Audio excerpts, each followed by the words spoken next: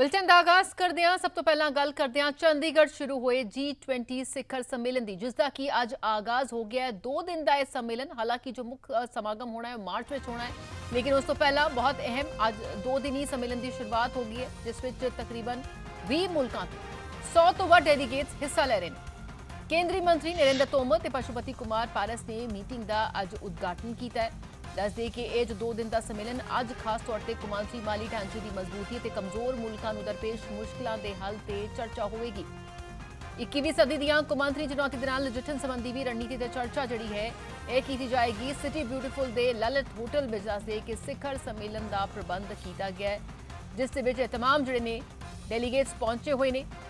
हालांकि जिहड़े फॉरन डेलीगेट्स वो बीते दिन ही पहुंच गए सन, से कुछ मुकाबले भी जिहड़े ने रखे गए सन, लेकिन अज हुण 2 दिन ही जो सम्मेलन है उसका आगाज हो गया। पहला दिन है चंडीगढ़ में G20 सिखर सम्मेलन का।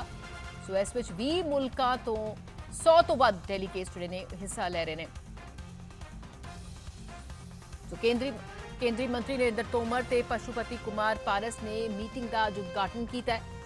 सो दस दी कि बहुत अहम वक् मुद्दे ने जिन्हां ते विचारां होणगियां। 21वीं सदी दी कौमांतरी चुनौतियां उस नाल किस तरह नजिठिया जाए, इस ते चर्चा होगी। कौमांतरी माली ढांचे की मजबूती, कमजोर मुल्कों को जो दरपेश मुश्किलां ने, सो उन्होंने किस तरह नाल होर वधावा देना है, अगे वधना है। सो इसनूं लैके तमाम मुल्कों के जो डेलीगेट्स ने वो हिस्सा लैणगे, आपो अपने विचार रखणगे, अपने देश का की रुख है, रणनीति है, उस ते चर्चा होगी।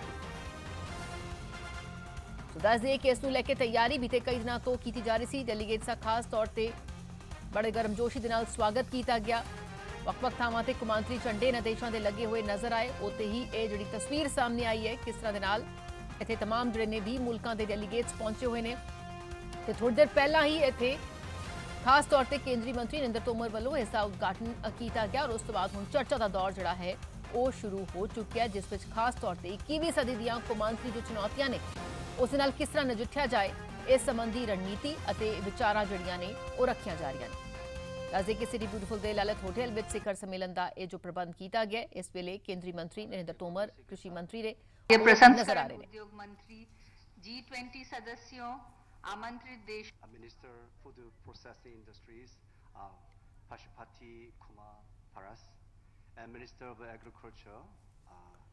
इस वेले दी तस्वीरां विखा रहे हैं तुहानूं किस तरह नाल वक्-वक् मुल्कों के जो डेलीगेट्स ने वो पहुंचे हुए ने G20 सिखर सम्मेलन का हिस्सा बनने लई, और बहुत ही अहम ये 2 दिन रहने वाले ने।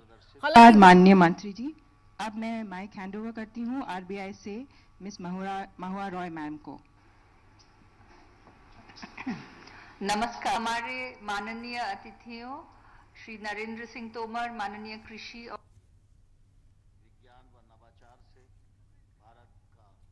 सो दस दे कि जिस तरह नाल इत्थे G20 सिखर सम्मेलन का आगाज हो चुका है। तस्वीरां तुसीं वेख रहे हो सम्मेलन दियां, जिथे कि तमाम मुल्कों के डेलीगेट्स ने 100 तो वध डेलीगेट्स ने वो इस विच हिस्सा पा रहे हैं। सो आपो अपने देश का की कुछ रुख है, की सोच है, किस तरह दे नाल 21वीं सदी दे विच किस तरह जो चुनौतियां ने उन्होंने पार किया जाना है, इस ते विचारां होणगियां। इसनूं लैके आपो अपने जिहड़ी है वो रोड मैप रखा जाएगा और किस तरह मिल के ये तमाम मुल्क जिहड़े ने वो दुनिया की बेहतरी लिए काम करनगे, इस ते जिहड़ा है रणनीति बनाई जाएगी। सो इस तो अलावा जो कौमांतरी माली ढांचे की मजबूती है, कमजोर मुल्कों जो दरपेश मुश्किलां ने, उस दे हल ते भी चर्चा जो है वो की जाएगी।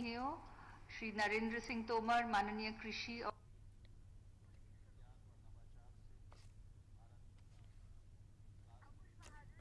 अंकुश साडे नाल जुड़ चुके हैं, उन्हां दे नाल गल करदे हां। अंकुश, जिस तरह दे नाल असीं तस्वीरां वेख पा रहे हैं, G20 सिखर सम्मेलन अज पहला दिन शुरुआत हो चुकी है, की कुछ जानकारी?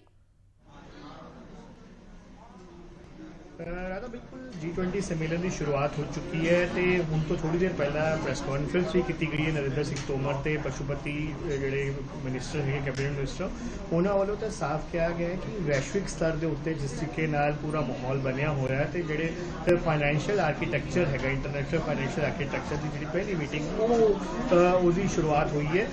तो इस मीटिंग के अहम चीज़ों के उत्ते डिस्कशन होनी कि किवें पूरे देशों के आपस के ट्रेड को बढ़ाना है, टूरिज्म को बढ़ाना है, ਤੇ ਹੋਰ ਕਿਵੇਂ ਇਹ ਸਾਰਾ ਪੂਰਾ ਜਿਹੜਾ ਫਾਈਨੈਂਸ਼ੀਅਲ ਕੰਸਟ੍ਰੇਂਟਸ ਬਣਿਆ ਹੋਇਆ ਦੇਸ਼ਾਂ ਦੇ ਵਿੱਚ ਆਪਸ ਦੇ ਵਿੱਚ, ਖਾਸ ਤੌਰ ਤੇ ਜੇਕਰ ਪਾਕਿਸਤਾਨ ਦਾ ਜ਼ਿਕਰ ਕਰੀਏ ਕਿਉਂਕਿ ਪਾਕਿਸਤਾਨ ਦੀ ਇਹ ਜਿਵੇਂ ਅਰਥ ਵਿਵਸਥਾ ਪੂਰੀ ਤਰੀਕੇ ਨਾਲ ਚਰਮਰਾ ਗਈ ਹੈ ਤੇ ਇਸੇ ਤਰੀਕੇ ਨਾਲ ਭਵਿੱਖ ਦੇ ਵਿੱਚ ਹੋਰ ਜਿਹੜੇ ਦੇਸ਼ ਇਹਦੇ ਵਿੱਚ ਆ ਰਹੇ ਉਹਨਾਂ ਦੇ ਉੱਤੇ ਕੋਈ ਜਿਹਦਾ ਇਹਦਾ ਅਸਰ ਜ਼ਿਆਦਾ ਦੇਖਣ ਨੂੰ ਨਾ ਮਿਲੇ। ਇਸੇ ਲਈ ਇਹ ਜਿਹੜੀ ਇੱਕ ਜਿਹੜੀ ਕਾਨਫਰੰਸ ਹੈਗੀ ਹੈ ਕਾਫੀ ਅਹਿਮ ਹੈਗੀ ਹੈ। ਇਹਦੀ ਸ਼ੁਰੂਆਤ ਜਿਹੜੀ ਚੰਡੀਗੜ੍ਹ ਤੋਂ ਹੋਈ ਹੈ। ਪਹਿਲੀ ਜਿਹੜੀ ਇੰਟਰਨੈਸ਼ਨਲ ਜਿਹੜੀ ਹੈ ਫਾਈਨੈਂਸ਼ੀਅਲ ਆਰਕੀਟੈਕਚਰ ਜਿਹੜੀ ਗਰੁੱਪ ਮੀਟਿੰਗ ਹੈਗੀ ਹੈ ਉਹ ਅੱਜ ਤੋਂ ਉਹਦੀ ਸ਼ੁਰੂਆਤ ਹੋਈ ਹੈ। ਨਰਿੰਦਰ ਸਿੰਘ ਤੋਮਰ ਵੱਲੋਂ ਉਹਦੀ ਜਿਹੜੀ ਸ਼ੁਰੂਆਤ ਕੀਤੀ ਗਈ ਹੈ ਤੇ ਸਾਫ਼ ਕਿਹਾ ਗਿਆ ਵੈਸ਼ਵਿਕ ਸਤਰ ਤੇ ਹੀ ਜਿਹੜੇ ਫੈਸਲੇ ਲਿੱਤੇ ਜਾਣੇ ਹੈ ਉਹਦਾ ਅਸਰ ਆਉਣ ਵਾਲੇ ਸਮੇਂ ਦੇ ਵਿੱਚ ਦੇਖਣ ਨੂੰ ਮਿਲੇਗਾ।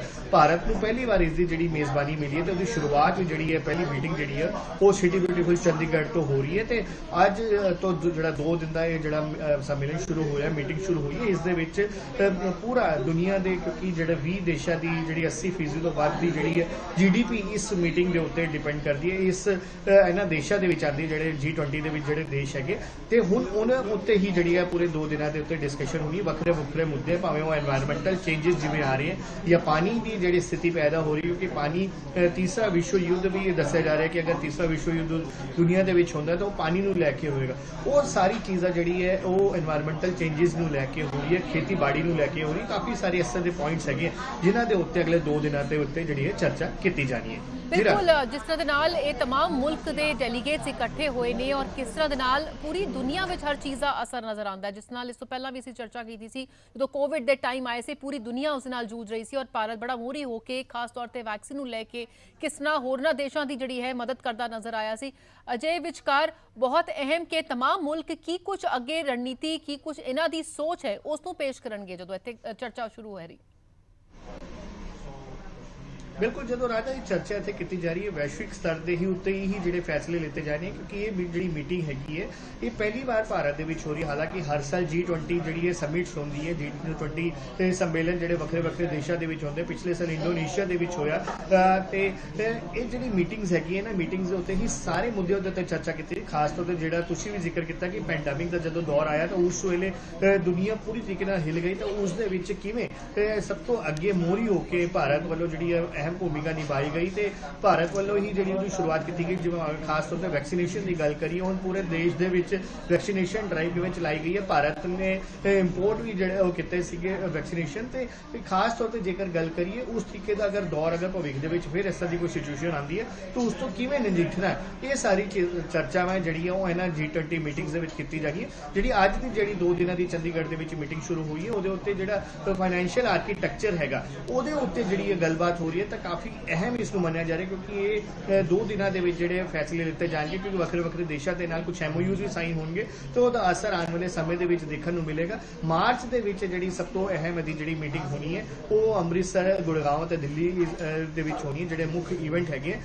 ਦੁਨੀਆ ਭਰ ਦੇ 20 ਦੇਸ਼ ਜਿਹੜੇ ਇਸ ਦੇ ਵਿੱਚ ਹਿੱਸਾ ਲੈ ਰਹੇ ਨੇ ਤੇ ਵਰਲਡ ਬੈਂਕ ਹੋ ਗਿਆ, IMF ਹੋ ਗਿਆ, ਸਾਰੇ ਇਹਦਾ ਹਿੱਸਾ ਹੈਗੇ ਤੇ ਇਸ ਦੇ ਵਿੱਚ ਜਿਹੜੇ ਫੈਸਲੇ ਲਿੱਤੇ ਜਾਣੇ ਉਹ ਵਰਲਡ ਬੈਂਕ ਦੇ ਮੋਨੀਟਾਈਜੇਸ਼ਨ ਦੇ ਉੱਤੇ ਹੀ ਜਿਹੜਾ ਡਿਪੈਂਡ ਕਰਦਾ ਹੈ ਕਿਵੇਂ ਉਹ ਅੱਗੇ ਦੇਸ਼ਾਂ ਦੇ ਵਿੱਚ ਜਿਹੜਾ ਜਦੋਂ ਕੋਈ ਦੇਸ਼ ਲੋਨ ਲੈਂਦਾ ਹੈ, ਕਰਜ਼ ਲੈਂਦਾ ਹੈ ਤੇ ਉਹ ਸਾਰੀ ਚੀਜ਼ਾਂ ਨੂੰ ਜਿਹੜਾ ਫਾਈਨੈਂਸ਼ੀਅਲ ਕਨਸਟ੍ਰੇਂਟਸ ਹੈਗੇ ਜਾਂ ਜਿਹੜੇ ਹੋਰ ਜਿਹੜੇ ਉਹਦੇ ਫੈਕਟਰਸ ਹੈਗੇ ਉਹ ਸਾਰੇ ਦੇਖੇ ਜਾਂਦੇ ਤੇ ਖਾਸ ਤੌਰ ਤੇ G20 ਜਿਹਦੇ ਵਿੱਚ 80% ਤੋਂ ਵੱਧ ਜਿਹੜੀ GDP ਕਵਰ ਹੁੰਦੀ ਹੈ ਤੇ ਉਹ ਜਦੋਂ ਉਸ ਮੰਚ ਦੇ ਉੱਤੇ ਸਾਰੀ ਚੀਜ਼ਾਂ ਡਿਸਕਸ਼ਨ ਹੁੰਦੀ ਹੈ ਤੇ ਕਾਫੀ ਉਹਦਾ ਅਹਿਮ ਰੋਲ ਹੁੰਦਾ ਹੈ ਤੇ ਇਸ ਲਈ ਇਹ ਜਿਹੜੀ ਮੀਟਿੰਗ ਹੈਗੀ ਇਸ ਨੂੰ ਕਾਫੀ ਅਹਿਮ ਮੰਨਿਆ ਜਾ ਰਿਹਾ। ਅੱਜ ਤੋਂ 2 ਦਿਨਾਂ ਦੀ ਜਿਹੜੀ ਹੈ ਫਾਈਨੈਂਸ਼ੀਅਲ ਜਿਹੜੀ ਹੈ ਆਰਕੀਟੈਕਚਰ ਜਿਹੜੀ ਗਰੁੱਪ ਮੀਟਿੰਗ ਸ਼ੁਰੂ ਹੋਈ ਹੈ ਤੇ ਇਹਦਾ ਕਾਫੀ ਜ਼ਿਆਦਾ ਹਿੱਸਾ ਜਿਹੜਾ ਉਹ ਭਾਰਤ ਦੇ ਉੱਤੇ ਵੀ ਇਹਦਾ ਇਫੈਕਟ ਪਏਗਾ ਤੇ ਆਉਣ ਵਾਲੇ ਸਮੇਂ ਦੇ ਵਿੱਚ ਦੁਨੀਆ ਭਰ ਦੇ ਵਿੱਚ ਇਸ ਦਾ ਜਿਹੜਾ ਫਰਕ ਹੈ ਉਹ ਦੇਖਣ ਨੂੰ ਵੀ ਮਿਲੇਗਾ। ਜੀ ਬਹੁਤ ਸ਼ੁਕਰੀਆ ਫਿਲਹਾਲ ਦੀ ਸਾਰੀ ਵਿਸਤਾਰ ਜਾਣਕਾਰੀ ਤੁਹਾਡੇ ਤੋਂ ਲਗਾਤਾਰ ਅਸੀਂ ਦਿਨ ਭਰ ਇਸ ਬਾਰੇ ਅਪਡੇਟ ਲਵਾਂਗੇ। ਸੋ ਬੈਠਕ ਜਿਹੜੀ ਹੈ G20 ਸਿਖਰ ਸੰਮੇਲਨ ਦੀ ਉਹ ਪਹਿਲੇ ਦਿਨ ਦੀ ਸ਼ੁਰੂ ਹੋ ਚੁੱਕੀ ਹੈ।